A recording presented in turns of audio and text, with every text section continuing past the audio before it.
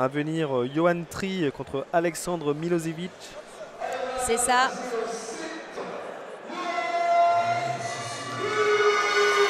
Johan Tri, encore un Toulousain qui va faire son entrée.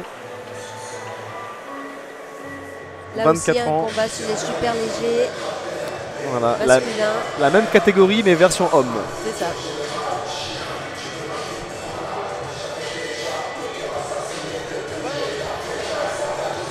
C'est un beau combat. Ouais.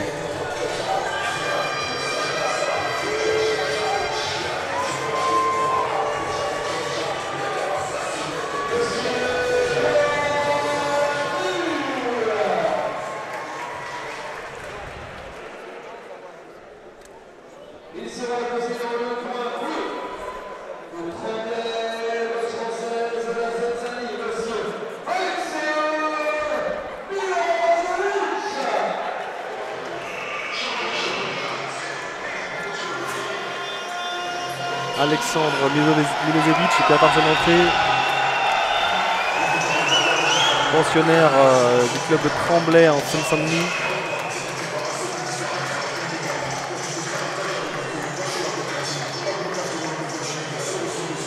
Coaché par son papa.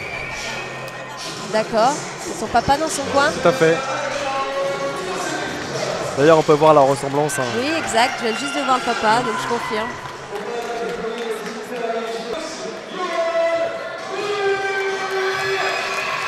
Johan qui a un super parcours chez les jeunes, Tout à fait. qui a suivi les étapes en fait finalement. Voilà. Et qui vient essayer de confirmer maintenant en au élite plus haut A, niveau. au plus haut niveau.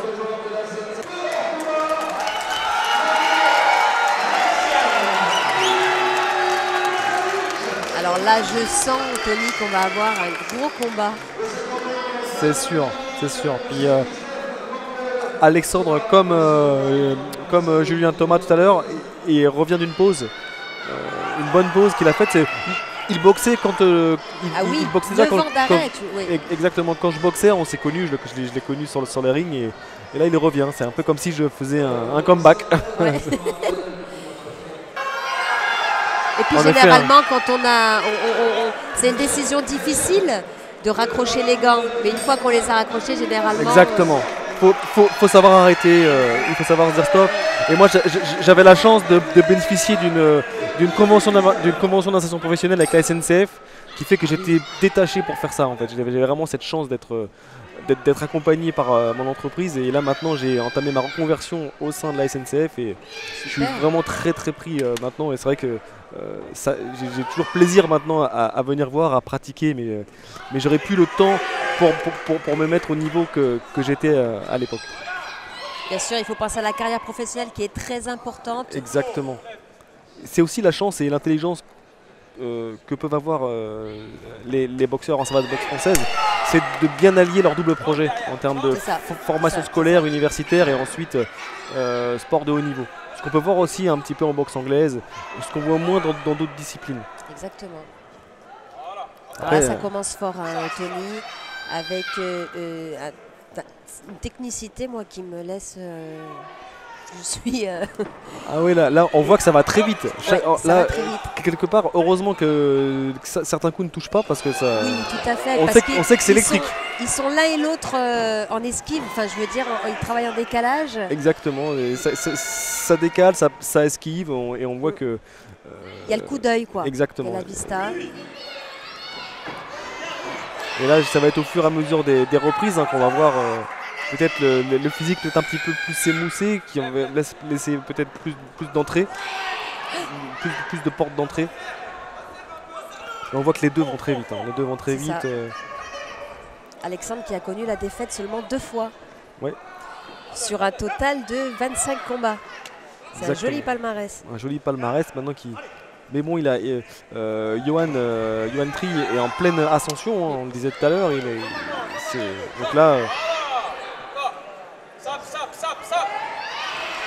on va se dire que c'est un peu équitable en termes de position.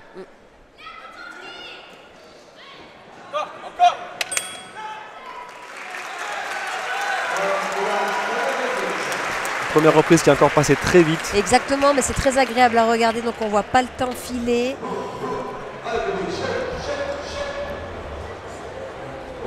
Donc là, je pense qu'il y a le côté stratégique qui va se mettre en place, Tony. Exactement, là c'est la construction du combat là, qui est en train de se mettre en place. Johan qui est pensionnaire aussi du Pôle France Toulouse, l'unique Pôle France maintenant qui reste en savate boxe française. Du coup il peut aussi côtoyer Richard Agueninay qui est au pôle, qui tient d'une main de maître les entraînements au pôle.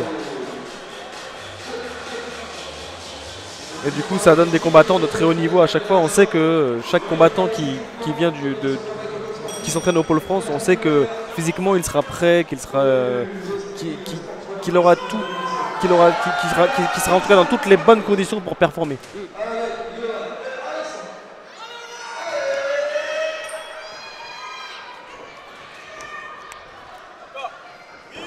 Chassé latéral, jambe arrière, il faut le tenter celui-là. Et ça a été fait avec brio de la part de Johan. Le coin rouge qui demande quand même à Johan de tenir la distance. De profiter de son avantage de taille. En effet, hein, parce qu'il est vraiment, il a quelques centimètres de plus. Ouais, il en a 6 de plus, 1m78 face à 1m72 pour Alexandre. Ce qui est non négligeable. En effet, mais et là on voit que, notamment avec le chassé, voilà, Alexandre a avancé sur le chassé, du coup ce qui a déséquilibré Johan, c'est en effet interdit, on ne peut pas faire ça. En tout cas pas en boxe française. Non.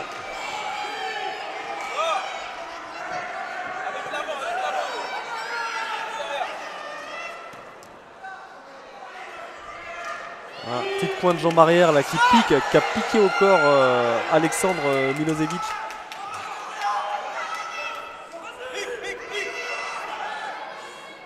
On entend le coin qui dit pique-pique, en effet, hein,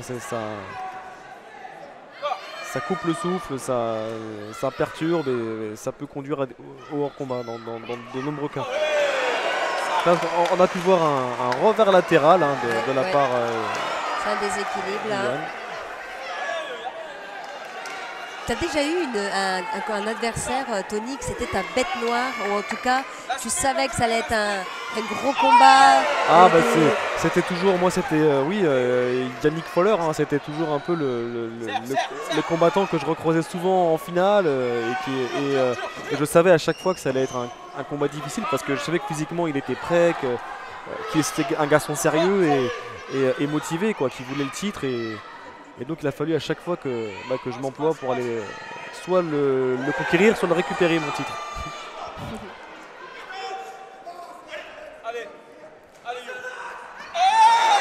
Superbe chassé tournant, sauté en plus de la part de Johan qui tente des choses, hein, qui prend des risques. Qui prend des risques et ça fait on voit que c'est un boxeur entre guillemets champagne hein, qui a une boxe très imprévisible.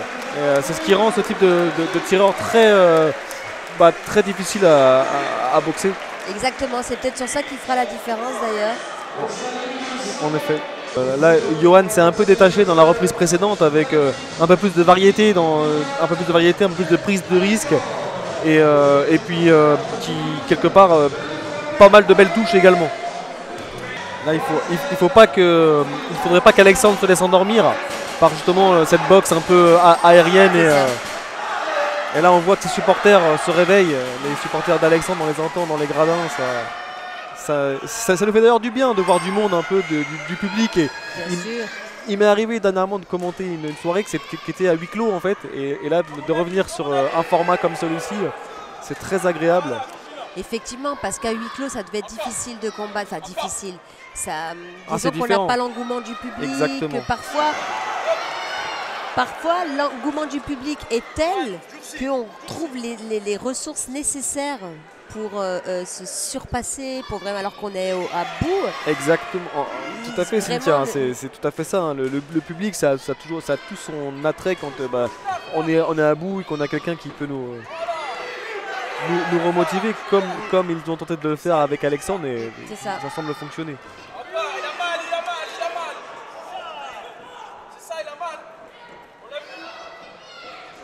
En effet, hein, c'est plaisant de voir un Japy plein comme ce soir.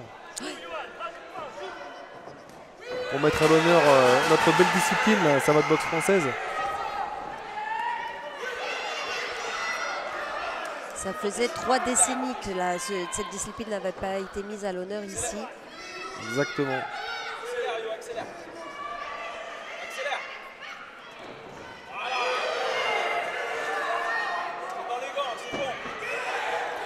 Alexandre hein, qui se réveille dans cette reprise, là on voit que voilà, ça cherche à travailler sur toutes les hauteurs, en point, en pied, en ligne basse.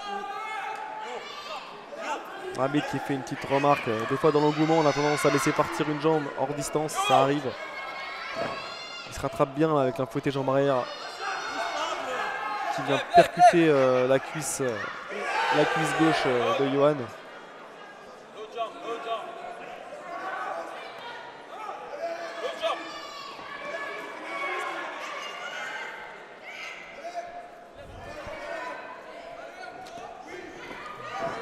Beau direct bras arrière, hein, encore une fois, d'Alexandre hein,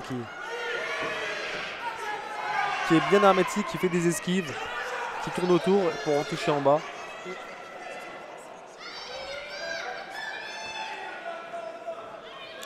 Alexandre qui semble être à court de solutions peut-être. Il ne trouve pas la solution pour perturber Johan. Ouais, on voit qu'il se cherche, on voit que même des fois il met pas toute la puissance qu'il pourrait mettre parce qu'on a l'impression qu'il est pas sûr. Mais néanmoins, j'ai trouvé que cette reprise était bien mieux que celle qu'il a pu faire précédemment. Là au moins il a travaillé sur différentes hauteurs et du coup ça peut lui permettre de gagner cette reprise. Parce que là du coup Johan était un peu plus en retrait sur cette reprise, on l'a moins vu. Quand l'un s'exprime, l'autre est dans l'attente et du coup pendant ce temps-là le temps passe et l'autre marque ses points. L'autre est dans l'attente, soit le doute s'installe, soit ça lui permet, s'il arrive à rester lucide, à préparer la contre-attaque ou C'est ça, pouvoir surprendre, perturber son adversaire avec avec l'observation et réagir au bon moment. Avant-dernière reprise dans cette demi-finale chez les super légers, les moins de 65 kg. Une reprise qui redémarre fort encore une fois. Hein. Avec des échanges à toi à moi, là ça va vite en plus. Ouais. Ouh là là là là, j'ai rarement vu ça. Hein. C'est un très beau fouetté de jambe arrière. Ouais, fouetté jambe arrière sauté, mais avec en fait une feinte de fouetté jambe avant, fouetté jambe arrière qui touche. On l'a entendu claquer, ça a réveillé le public.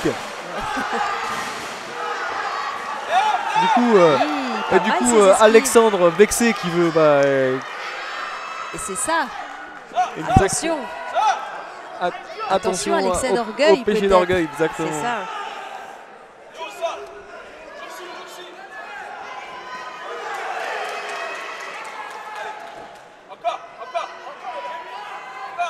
En tout cas, Johan nous a encore prouvé une nouvelle fois que c'était un boxeur atypique hein, qui le surprendra, j'imagine, jusqu'au bout. C'est pas terminé. Encore un superbe chassé latéral qui touche. Et ça, on peut dire ce qu'on veut, mais les juges, ils sont très friands de ce type d'action. Ouais, c'est spectaculaire. Spectaculaire, ça touche, du coup, ça marque des points.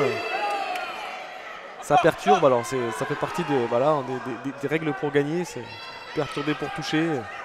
Mais Johan qui est très à l'aise, qui est très mobile du buste. J'ai l'impression qu'il s'entraîne peut-être en boxe anglaise. C'est probable, c'est probable. Avec les esquives aussi, le coup d'œil. Assurément, de toute façon, maintenant à ce niveau-là, les boxeurs, les savateurs sont obligés d'être complets.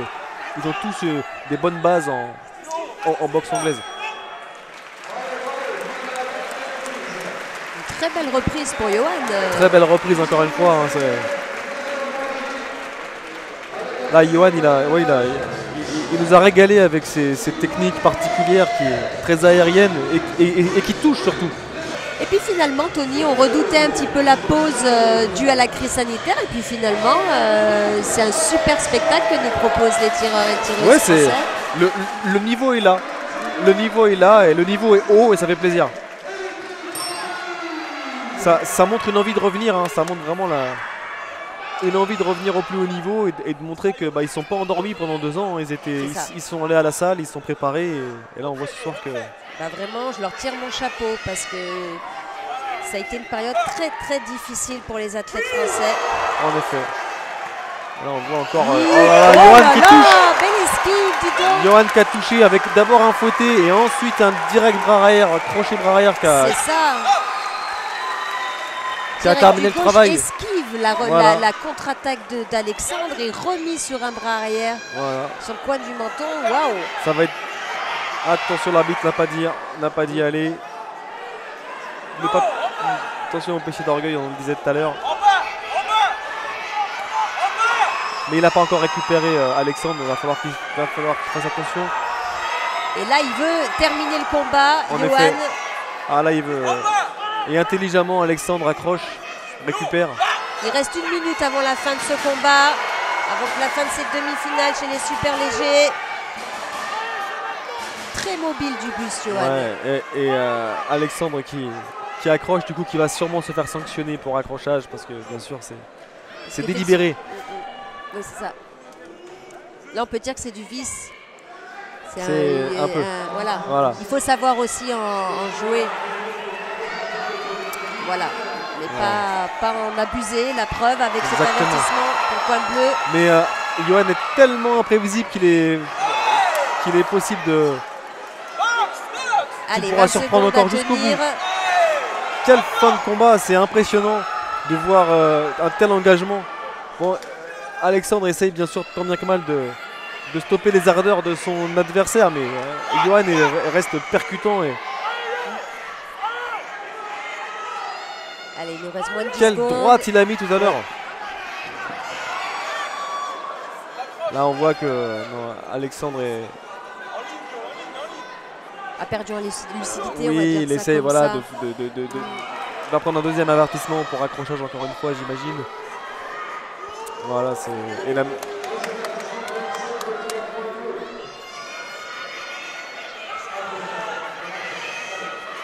Après, ce serait dommage, après un si beau combat, de finir par un hors-combat pour lui. Donc j'imagine que il veut rester jusqu'au bout. Et c'est tout à son honneur. Mais là, Johan est tellement déterminé que ça va être difficile. Et puis en confiance, déterminé et en confiance. Tout à fait. En confiance. Attention au péché d'orgueil, je le répète. Quand on a gagné le combat, il ne faut pas non plus vouloir la cerise sur le gâteau. Et se retrouver sans rien du tout. Parce qu'on voit que là, du coup, on voit qu'il a récupéré Alexandre. Et malheureusement, trop tard pour faire la différence sur cette 5e reprise. En effet, là, c'est malheureusement pour Alexandre, la victoire, je pense, ira du côté toulousain. Non, mais vraiment bravo parce que c'est un engagement total. C'est des finales avant les finales, hein, comme le disait tout à l'heure Xavier, le speaker. Et des athlètes très très prêts, hein, parce qu'il faut être 2 pour faire un beau combat. Et là, on voit qu'à chaque fois, les 2 sont très engagés jusqu'au bout. Et ce qui fait que le boxeur, que le tireur ne tombe pas, c'est parce qu'aussi physiquement, il est prêt. Voilà, donc sans surprise, victoire de Johan Trill. 24 ans seulement.